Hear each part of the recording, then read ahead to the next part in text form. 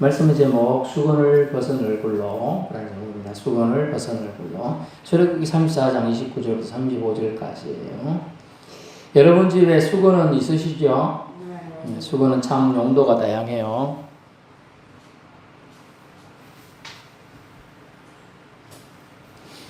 기념일이나 결혼, 환갑, 생신 등 답례품, 기념품으로 사용되기도 하죠. 주고받은 선물로 거의 부담도 안 되는 가격이고 오래 기억되는 또 좋은 물품이에요. 세수할 때마다 수건을 보게 되면 우리 사택에 있는 걸 보니까 수건이 보니까 대부분 어느 교회 목사님 안수식이라든지 교회 축하할 일이 있는 그런 게 대부분이더라고요. 물론 그 가운데는 지난번에 했던 우리 이웃 교회들 아울리치 팀이 와서 사천 비토교의 신땡땡 목사 이렇게 해서 것도 있더라고요. 볼 때마다 그때 그런 거 했었지 이런 기억도 나고요. 또 예전 거지만 제가 이제 10수년 전에 이제 안수 받을 때 그때 했던 타월도 수건도 있더라고요. 올해 기억하기는 아마 수건이 제일 좋은 것 같아요. 그리고 최소 1년은 쓰잖아요, 그죠? 열심히 쓴다 그래도. 우산도 좋긴 한데, 비 올 때만 쓰고, 또 어쩌다 보면 잊어버리기도 하고 그렇더라고요. 수건은, 영어로는 베일이라는 거예요. 베일. 용도, 실컷 수건은 용도를 다 쓰더라도, 해지긴 하더라도, 심지어 또 걸레로도 쓰죠? 걸레로도 쓸 수 있고요. 결국 수건은 너덜너덜해져 완전히 버림받을 때까지도 수건의 용도를 끝까지 잘 수행하는 아주 좋은 용품인 것 같아요. 본문은 인간이 사용하는 물품 중에 수건에 관련된 말씀이에요. 그래서 우리는 저 옆에 수건을 생각하는데 성경에 사용된 수건이라는 것은 요걸 가능성이 높아요.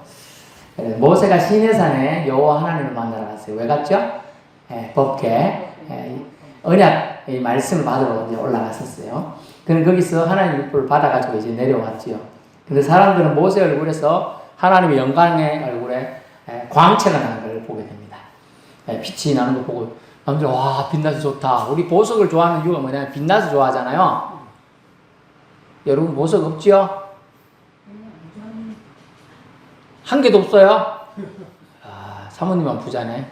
한 개는 있을 거니까. 결혼할 때 저희 집안에서 해준 보석 하나는 있을 건데 보석. 왜 좋아하는가 하면 희소성과 보석이 빛이 나기 때문에, 반사하기 때문에. 모세 얼굴이 빛이 났다는 건 반사했다는 거죠. 하나님의 영광을 직접 대면하게 본 사람이기 때문에 광채가 반사해서 난 거예요. 근데 사람들은 그 빛나는 거 보고 두려워했어요. 이상하네. 그 광채로 더 모세에게 남들 같으면, 저 같으면 가서 보겠다고 더 가까이 갈 것 같은데, 나와 은혜를 입으려고 하기보다는 오히려 피했다는 거예요. 출애굽기 34장 30절 보면 아론과 온 이스라엘은 모세를 볼 때에 모세의 얼굴 피부에 광채가 남을 보고 그에 가까이 하기를 두려워하더니 이해가 안 돼요. 하나님의 임재를 싫어한다. 참 이상하네. 그때 사고방식이 뭐냐면 신을 대면하거나 신의 범죄를 만약 보았다든가 이러면 죽임을 당한다는 그런 공포적인 그런 게 있었다고 해요. 그래서 그걸 무서워했다고 합니다. 그런 배경들이 있어서 그랬던 거예요. 어둠을 사실은 그래서 이걸 추측해 볼 수 있는 게 뭐냐면 어둠을 아담이 범죄한 이후부터 지금 제 문제 해결이 안 됐죠. 예수님이 오시기 수천 년 전, 5,6천 년 전 얘기니까 제 문제가 해결이 안 됐기 때문에 어둠을 더 좋아하는 인간 본성 연약함이 이 대목에서 드러나게 됩니다. 그래서 연약하다는 거예요. 여러분은 어둠을 더 좋아하는 악한 본성을 거부하고 빛 대신 하나님의 밝음과 낮을 사모하며 살기 바랍니다. 구약의 모세는요, 하나님의 율법을 받음으로 밝아졌어요. 하나님의 영광의 광채를 받아 하나님의 빛을 발산했어요. 발산. 그런데 사람들은 두려워했어요. 그래서 하나님의 밝음을 감당하지 못하는 생활 습관들이 있었다는 거죠. 생각의 어둠 또는 급격한 변화를 싫어하는 이기심 같은 것들이 그들을 지배하고 있었음을 알 수가 있어요. 또 갔다 왔는데 뭘 또 우리에게 무거운 짐을 지우려나? 뭐 이런. 그래서 이것을 안 모세는요, 역작용으로 하나님의 영광을 오히려 가리게 될까봐 모세는 자신의 얼굴을 수건으로 가리게 되는 거죠. 베일로 가리고, 그것을 통해서 하나님에 대한 것이 아니라 자신을 신격화하려는 움직임조차 애초에 차단하려는 했던 거예요. 차단. 신약의 사도 바울은요, 신약의 사도 바울 고린도후서 3장 13절 보면 장차 13절 없어질 것이다 이렇게 표현되어 있어요. 13절 뒤로 가야지. 13, 예. 이스라엘 자손이 장차 없어질 것에 결국을 주목하지 못하게 하며 수건을 거울을 쓴 것 같이. 예, 빛을 받았잖아요. 그런데 빛이라는 게 일정 시간만 지나면 빛이 사라지거든요. 이 전등이라도 불 끄면 끝나잖아, 그죠? 배터리로 물론 불 비춰도 그 배터리가 다 따르면 끝이 나는 거거든. 예, 그런 걸, 예, 그러니까 그것이 주목할 것이 아니라는 걸 모세가 알려주려고 했던 거예요. 장차 없을 주목하지 않게 하려고 수건을 얼굴에 썼다는 거예요. 의도가 좀 놔둬요. 그냥 놔두세요. 그리고 이제, 결국, 수건을 쓴 이유가 거기 나오고 16절로 가면 언제든지 주께로 돌아가면 그 수건이 벗겨질 것이다. 뒤로. 봐요. 모세가 글을 읽을 때 수건이 그 마음을 덮었어요.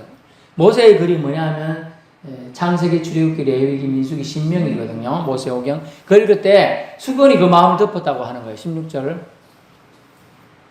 언제든지 주님께로 돌아가면 그 수건이 벗겨져요. 그래서 주님이 본질인 주님을 보면 수건이 필요가 없는 거예요. 모세가 하나님 만날 때 수건 써서 만난 게 아니거든요. 하나님과 나와 친밀한 형성됐을 때 필요가 없어요. 내가 가린다는 거는 내가 뭔가 지금 주근깨가 났든지 뽀록지가 났든지 이렇게 좀 가리는 거예요. 왜 화장을 하느냐 원칙은 여기 뭐가 나를 가리고 싶어서 하는 거예요. 원래 모습으로 자신 있으면 가릴 필요는 없잖아. 그런 걸 얘기해 주는 거죠. 이해를 돕기 위해서. 그 다음요. 그래서 주는 영이시니 주님의 영이 계신 곳에는 자유가 있다. 이렇게. 그래서 주님의 영이 우리한테 있으면 자유하기 때문에 베일, 수건 쓸 필요가 없다는 얘기를 하는 거예요. 그러므로 그리스도 예수를 믿음으로 죄와 죽음의 문제가 해결되었기 때문에 모세 때 두려워하는 백성과 달리 모세는 참 신이신 하나님을 배울 때 수건으로 가릴 필요가 없었어요. 두려움의 대상이 아니기 때문에 그래요, 하나님이. 두려움의 대상이 사람들은 모세 하나님 만나고 하는데 우리가 그한테도 하나님이 정작 두려워할 대상인데 모세도 하나님을 만나고 하시는데 우리도 조심, 저 사람 잘못 만나면 큰일 난다. 이렇게 생각할 거예요. 그럴 필요가 없다는 거예요. 그래서 두려움의 대상이 아니고 화평의 관계에서는요, 가면, 즉 수건을 쓸 필요가 없는 거죠. 바울은 율법 자체에 현혹되어 그리스도의 빛나는 영광을 올바르게 깨닫지 못하는 무식한이라는 단어예요. 무지한 유대인들의 심령 상태를 본질은 예수님, 하나님을 놓치고 다른 것에 주목하는 것을 수건을 쓴 상태다 이렇게 표현하고 있는 베일. 그래서 수건이 벗어지지 않았다는 거예요.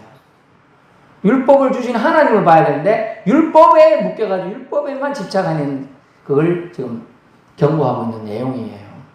그래서 수건은 그리스도 안에서 벗어지리라고 확신에 차서 얘기해요. 15절 봐봐요. 떨려봐요. 15절. 오늘까지, 아니, 조금만 더, 14절로 가봐요. 그들의 마음이 완고하여 오늘까지 구약을 읽을 때 그 수건이 벗겨지지 않냐고 있으니 그 수건은 그리스도 안에서 없어질 것이라. 아멘. 예. 우리를 둘러싸는 생각의 고정관념, 편견, 잘못된 신관, 신에 대한 생각, 이런 것들을 깨는 방법은 그리스도 안에서만 가능하다는 거예요. 그리스도는 결국 말씀이신 하나님입니다. 그래서 우리는 그리스도 안에서 벗어지려고 확신에 차서 그리스도를 믿어야 한다는 것이고 그리스도를 통해서만 우리가 세상을 바라볼 수 보는 것이 좋다는 걸 알 수 있어요. 죄와 허물로 가려진 수건을 벗게 되는 방법은 오직 예수 그리스도뿐입니다. 그래서 주의 영이 있는 자는 자유함이 있다. 주의 영, 그리스도의 영이 있는 사람은 그리스도의, 그래서 사도 바울은 뭐라고 했냐, 그리스도의 영이 없는 사람은 하나님이 사람이 아니니라고 단정적으로 확실하게 몫을 박았어요. 그러면 우리는 그리스도를 믿어야 합니다. 이렇게 얘기했어요. 수건을 쓰고 세수하는 사람 있어요? 아까 베일 그림 놔두세요. 예. 저거 이렇게 둘러가지고 이렇게 하고 세수하는 사람 그 수건만 씻고 해주는 거죠? 저걸 벗고 이거 안에 세수를 해야 되지. 수건을 쓰고 세수하는 사람. 또 수건 쓰고 밥 못 먹죠? 수건을 다 둥둥 매놓고 제가 한번 이제 목말라가지고 수건 저기 베일처럼 하고 있었는데 목이 말라서 물을 먹으려 했는데 이거 다 됐는데 이렇게 물을 넣고 있더라고. 안 되죠? 예, 안 돼요. 예, 수건 쓰고 또 거울 보면 뭐 필요성이 있어요, 그죠?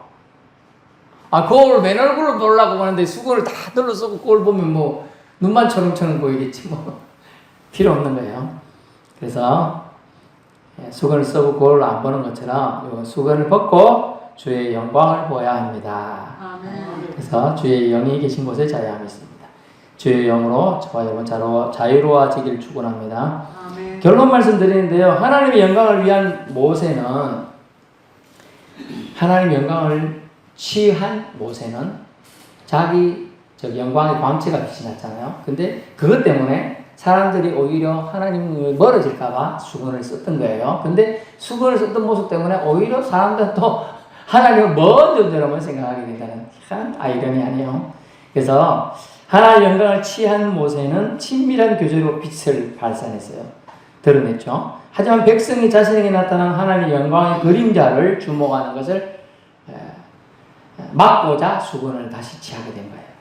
자신에게 하나님의 영광의 영체가 나타나는 것을 하나님의 영광의 그림자인데 그림자에 주목하는 걸 하나님이 본질이시 하나님은 어디가 그렇고 그 빛에만 또 주목하고 있는 안타까움. 그래서 수건을 가렸다는 거예요. 예수님 덕분에 저와 여러분 율법과 제약은 벗어졌습니다. 그래서 새 언약 시대의 옛 언약이라고 표현된 수건을 베일을 벗어버려야 함을 말합니다. 수건은 얼매에게 하는 완고한 마음일 수도 있고 복음에 대한 무지일 수도 있고 편견을 상징하기도 한다는 거예요. 여러분에게 어떤 수건이 여러분을 덮고 있는지 한번 생각해 보기 바랍니다. 하나님을 여러분 직접 만날 은혜를 예수 그리스도가 열어놓았음을 기억하세요. 그래서 예수 그리스도가 열어놓은 것을 수건을 벗었다라는 표현을 쓰고 있습니다. 그래서 우리는 예수 그리스도가 열어놓은 복음을 수건으로 막아서는 안 될 줄로 합니다. 그래서 잘못된 신관에서 벗어나야 돼요. 그래서 신이 인간이 될 수 있나? 이건 잘못된 신관이에요. 신은 신인데 어떻게 육체를 취할 수 있어? 그것도 잘못된 신관이에요. 그런 것을 벗어버려야 돼요. 그리고 고정관념도 벗어버려요. 고정관념 뭐예요? 나사렛에서 무슨 선한 것이 나겠느냐, 그죠? 그 무식한 동네에서 뭐 이런 것도 아주 잘못된 거예요. 사도 바울도요, 아주 저보다 훨씬 못생기고 또 작았어요, 키가. 대머리에다가요.